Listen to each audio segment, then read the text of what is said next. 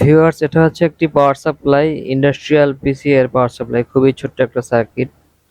এই দেখেন একটি ভ্যারিস্টার পুড়ে গেছে এখানে, আর এই পাশের এই ক্যাপাসিটরটাই ফুলে গেছে, অর্থাৎ এই সার্কিটের ক্যাপাসিটর নষ্ট হয়ে গেছে আর ভ্যারিস্টার নষ্ট হয়ে গেছে। তারপর আমরা লাইন দিয়ে দেখে নিব যে আউটপুটে ভোল্টেজটা পাচ্ছি কিনা। দেখেন ইনপুটের ভোল্টেজটা আমরা চেক করে নিচ্ছি, 236 ভোল্ট আছে। এখন আমরা আউটপুটের ভোল্টেজটা চেক করে নিব যে আমরা কত কোনো ভোল্টেজ পাই কিনা আর কি। এই যে দেখেন, যেহেতু নষ্ট সার্কিট সেহেতু ভোল্টেজ না পাওয়ার কথা, তারপর আমরা চেক করে নিলাম, ভোল্টেজটা চেক করে নিলাম। এবারে আমরা এই সার্কিটের নষ্ট ডিভাইসগুলো অর্থাৎ ভ্যারিস্টার আর ক্যাপাসিটরটা খুলে নতুন করে রিপ্লেস করে দুটা পার্টসই লাগাবো। লাগিয়ে আমরা আবার চেক করে দেখবো যে আসলে কাজ করছে কিনা সার্কিট, আমরা রিপেয়ার হয়েছে কিনা। ভ্যারিস্টারটা খোলা শেষ আমাদের, এবার ক্যাপাসিটরটা খুলে এটার মান জানার চেষ্টা করবো আসলে কত মানের আছে।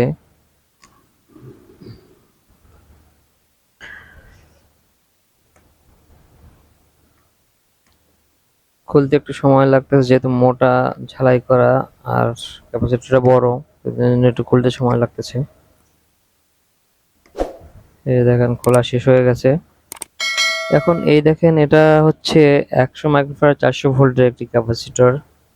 এটার কাজ হচ্ছে ফিল্টারিং করে দেওয়া সার্কিটের ডিসি ভোল্টেজটাকে, পালসেটিং ডিসি থাকে ভোল্টেজটাকে ফিল্টারিং করে দেওয়া। আমাদের কাছে একটা পুরন 100 মাইক্রোফ্যারাড 400 ভোল্টের একটি ক্যাপাসিটর আছে, অন্য সার্কিট থেকে খুলে নিয়েছি। এবার আমরা একটু ক্যাপাসিটরটি চেক করে নিব আসলে পুরান হওয়াতে কত পাওয়া যাচ্ছে বা ঠিক আছে কিনা।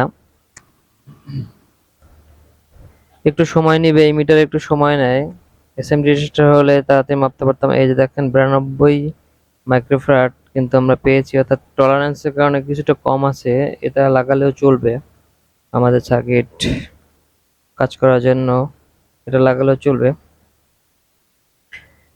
এবারে দেখেন, এই যে ভ্যারিস্টরটি আমার কাছে একটা স্টকে ছিল আগে থেকেই, যার কারণে আর সমস্যা হয়নি। আমি লাগাবো এখন 271, এটা হচ্ছে 270 ভোল্টে কাজ করবে। ভ্যারিস্টরের কাজ হচ্ছে হাই ভোল্টেজটাকে বাইপাস করে দেওয়া সার্কিট রক্ষা করার জন্য। এখানে যেহেতু বাইপাস করতে পারেনি, সে নিজেই পুড়ে গেছে।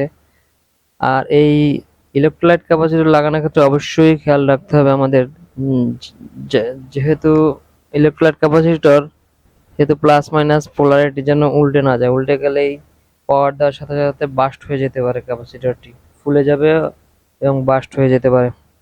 এটা অবশ্যই খেয়াল রাখতে হবে। ক্যাপাসিটর লাগানো শেষ আমাদের, এবার ভ্যারিস্টরটি লাগাবো। ভ্যারিস্টর লাগিয়ে সার্কিটটি আর কি চেক করতে হবে।